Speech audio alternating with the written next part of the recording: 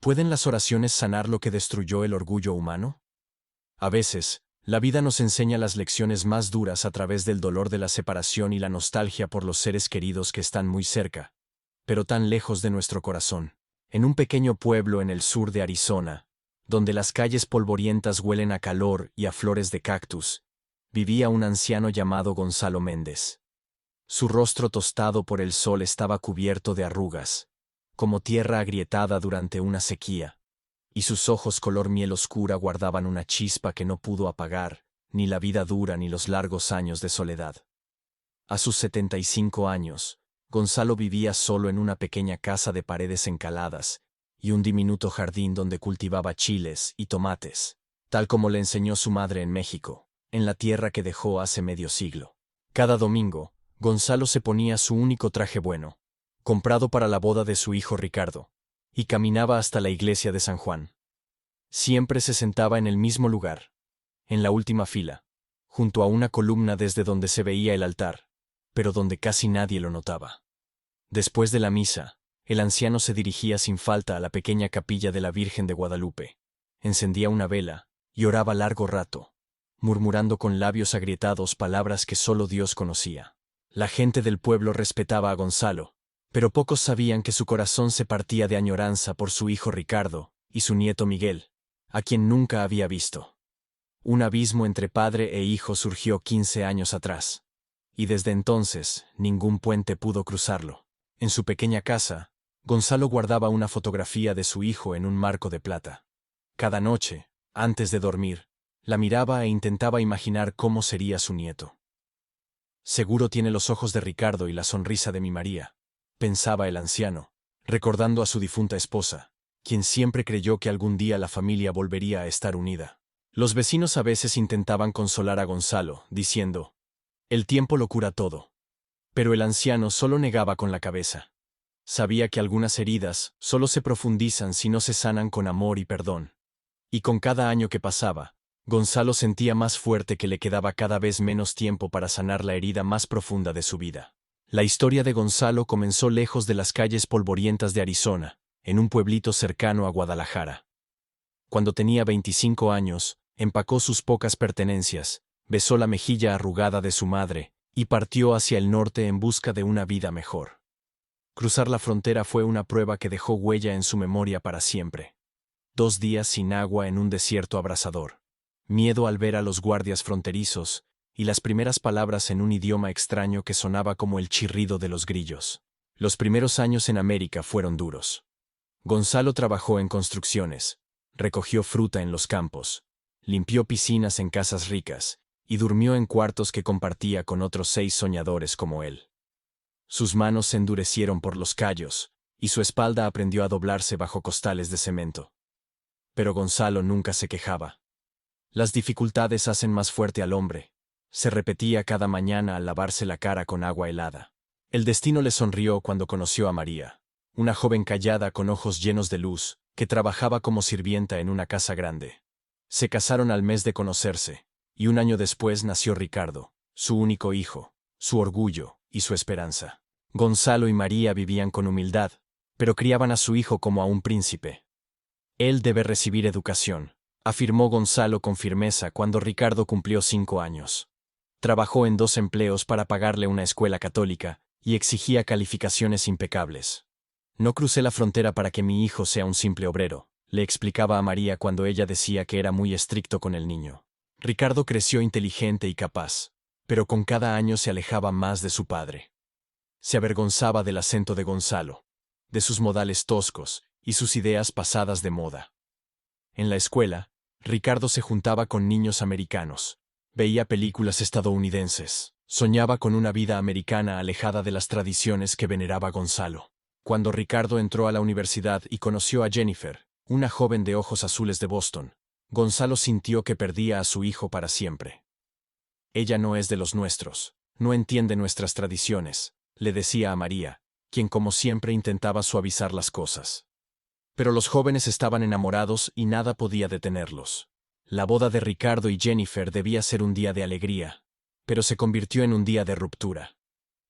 Gonzalo, después de tomar demasiada tequila, comenzó a decir en voz alta a los invitados que su hijo olvidaba sus raíces, que la novia no sabía preparar unos buenos tamales, y que sus hijos no hablarían el idioma de su abuelo.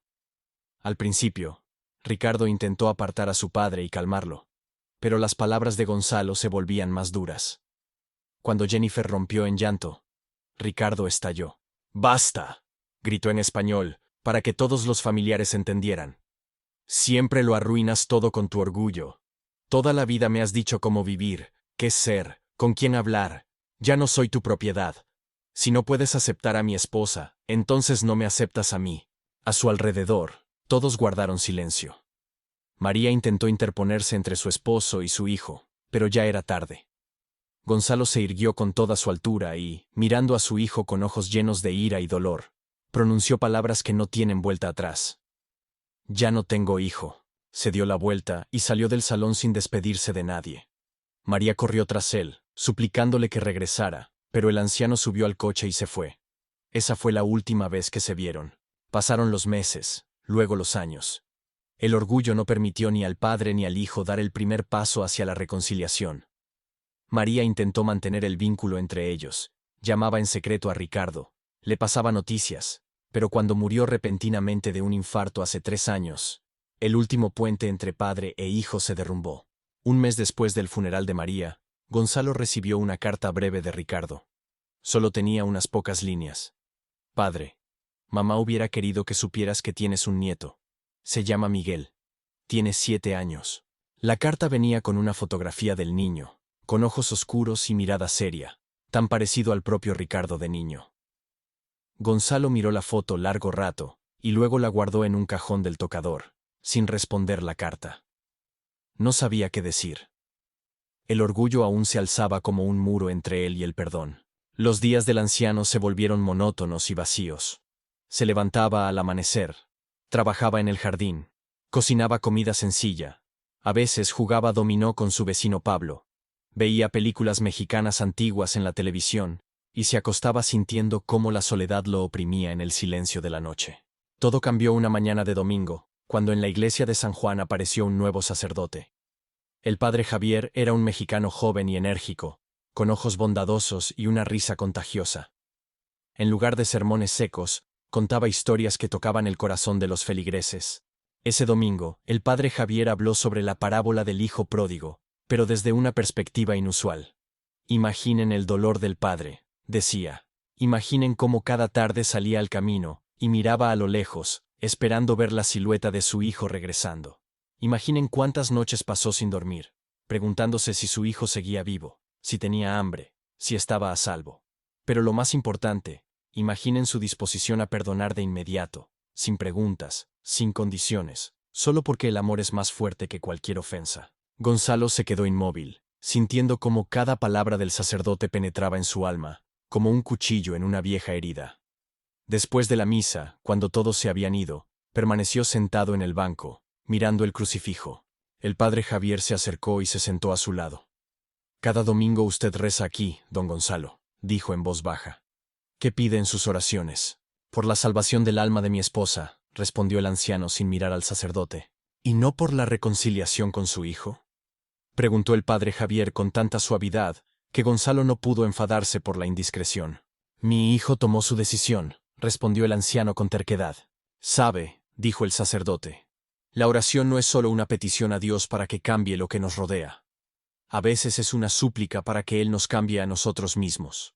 A veces, Dios responde a nuestras oraciones cambiando nuestro corazón». Esa noche, Gonzalo tuvo un sueño extraño. Vio a su nieto Miguel, a quien solo conocía por una fotografía. El niño estaba al borde de un acantilado, golpeado por las olas. Lloraba y gritaba: «¡Abuelo! ¡Abuelo!». Gonzalo intentaba alcanzarlo, pero no podía moverse, como si sus pies estuvieran pegados al suelo. Despertó bañado en sudor frío, con el corazón latiendo con fuerza. Durante todo el día siguiente, el sueño no se apartaba de su mente. «Solo fue un sueño», se decía Gonzalo. «El niño ni siquiera me conoce. ¿Por qué me llamaría?». Pero la inquietud no lo soltaba, y por la noche el anciano hizo algo que no hacía desde hacía muchos años. Se arrodilló ante el pequeño altar con la imagen de la Virgen María. que alguna vez perteneció a su esposa, y comenzó a orar por su hijo y su nieto. Desde aquella noche, la oración se convirtió en un ritual diario para Gonzalo. Cada mañana y cada noche se arrodillaba ante la imagen de la Virgen María y pedía protección para Ricardo y Miguel. Poco a poco, algo empezó a cambiar en su corazón. La ira y el resentimiento que había alimentado durante tanto tiempo comenzaron a desvanecerse, dando paso a la añoranza y a un nuevo sentimiento: vergüenza por su orgullo. Una mañana, Gonzalo sacó del armario una vieja caja con artículos de papelería. El papel estaba amarillento por el tiempo, la pluma casi seca, pero el anciano se sentó con decisión frente a la mesa. «Querido hijo», escribió, y se quedó inmóvil. ¿Qué decir a continuación? ¿Cómo expresar con palabras todo lo acumulado durante tantos años? La primera carta la arrugó y tiró. La segunda le pareció demasiado fría. La tercera, demasiado emotiva. Gonzalo escribió y reescribió hasta que finalmente se quedó con unas palabras simples y sinceras. «Querido Ricardo, me equivoqué. Le pedí a Dios que te ayudara a cambiar, pero resultó que el que tenía que cambiar era yo. Eres mi hijo, y nada puede cambiar eso. Me siento orgulloso de ti, aunque nunca te lo dije. Quiero verte y conocer a mi nieto Miguel.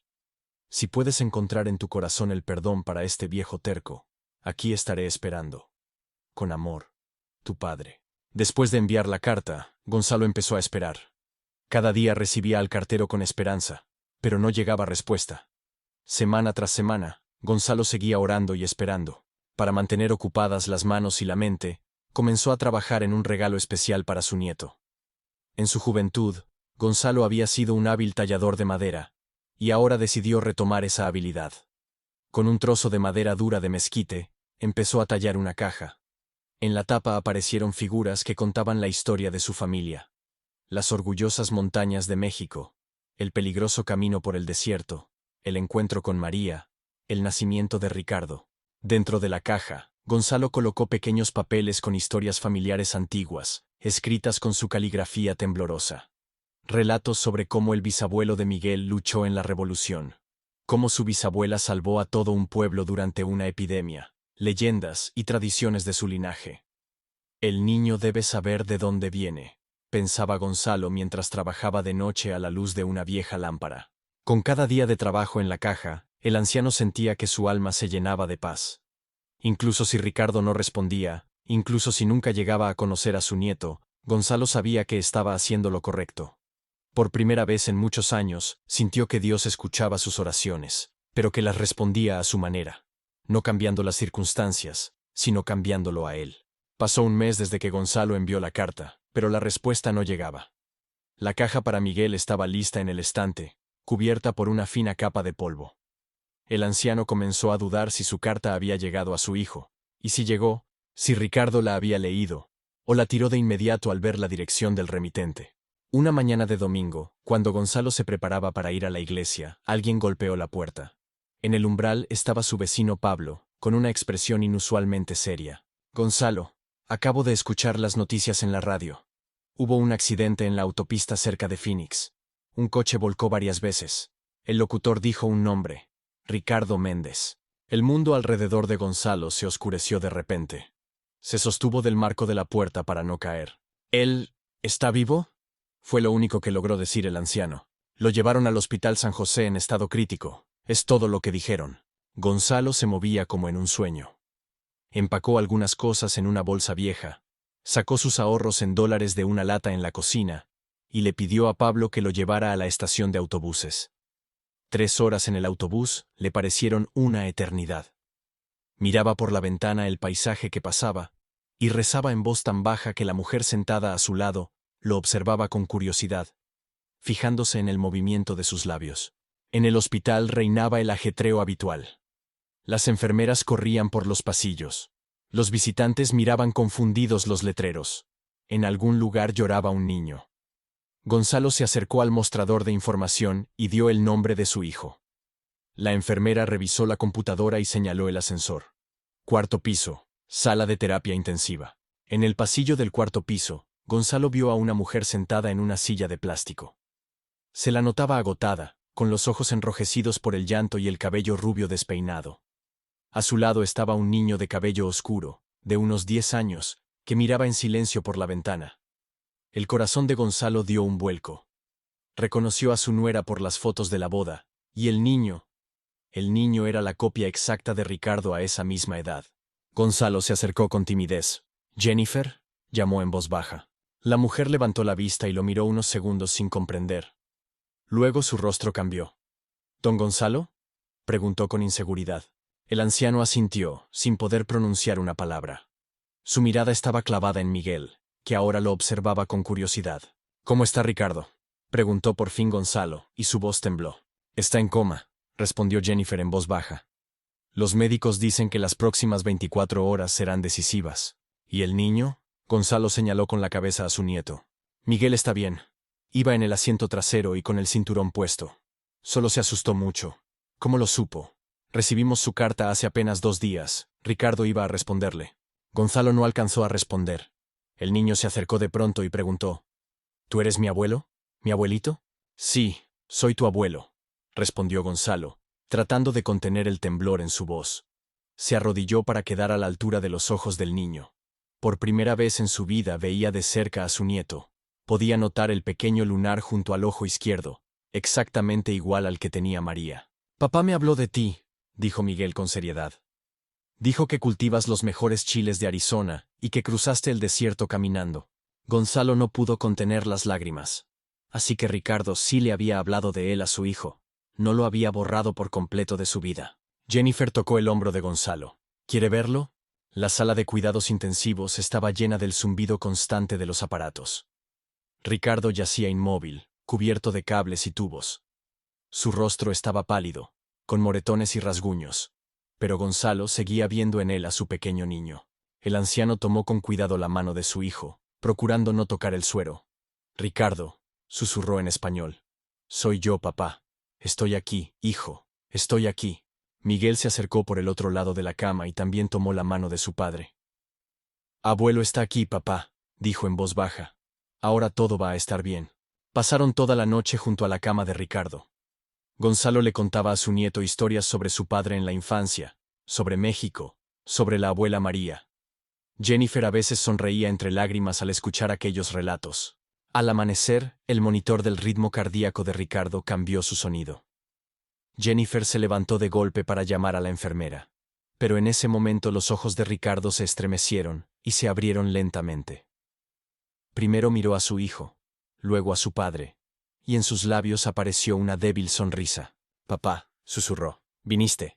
«Ya no me iré nunca más», respondió en voz baja Gonzalo, apretando con más fuerza la mano de su hijo. La recuperación de Ricardo tomó varias semanas.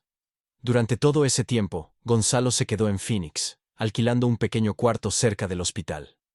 Todos los días iba a ver a su hijo. Le llevaba comida casera que preparaba en la diminuta cocina de su alojamiento temporal, contaba noticias y pasaba horas jugando al ajedrez y a las cartas con Miguel, juegos que había aprendido en su infancia. Cuando llegó el momento del alta, Jennifer propuso de forma inesperada: «¿Por qué no se viene con nosotros a Arizona, don Gonzalo? Ricardo necesitará cuidados, y su casa es más grande que nuestro departamento». Así fue. En la casa de Gonzalo aparecieron nuevos habitantes, nuevos sonidos y olores. Miguel se adaptó rápidamente al jardín, ayudando a su abuelo a cuidar las plantas. Jennifer resultó ser una excelente ama de casa, y aprendió rápidamente a preparar platillos mexicanos, siguiendo las recetas que Gonzalo guardaba en una vieja caja de galletas de lata. Una tarde, cuando Ricardo ya podía salir al porche y sentarse en la vieja mecedora, Gonzalo llevó la caja que había hecho para Miguel. «Es para ti», le dijo a su nieto. «Aquí están las historias de nuestra familia. Algún día se las contarás a tus hijos». Miguel abrió con cuidado la caja y empezó a sacar pequeños rollos de papel con relatos. «Lee uno en voz alta», pidió Ricardo. Y el niño desplegó el primer pergamino. Esa noche, sentados en el porche bajo el cielo estrellado de Arizona, 3 generaciones de la familia Méndez redescubrían su historia. Y a la mañana siguiente, juntos plantaron en el jardín un joven naranjo, símbolo de nuevas raíces y un nuevo comienzo. Mirando a su hijo y a su nieto trabajando juntos bajo los rayos del sol de la mañana, Gonzalo comprendió que sus oraciones habían sido escuchadas, aunque no de la manera que él esperaba. No el orgullo ni la terquedad, sino el amor y el perdón fueron la verdadera riqueza que podía transmitir a las generaciones futuras. Y en eso residía la mayor misericordia de Dios: darle al ser humano la oportunidad de corregir sus errores antes de que sea demasiado tarde. Gracias por acompañarnos en esta historia sobre el poder del perdón, la oración y la restauración de los lazos familiares. Todo vínculo roto puede ser sanado si encontramos el valor de dar el primer paso hacia la reconciliación. Si esta historia tocó tu corazón o te hizo reflexionar sobre tus propias relaciones familiares, por favor, apóyanos suscribiéndote al canal. Tenemos muchas más historias inspiradoras que queremos compartir contigo. No olvides también darle like y dejar un comentario. Es importante para nosotros saber qué sentimientos despertó en ti la historia del anciano Gonzalo y su familia reunida. Hasta la próxima entrega.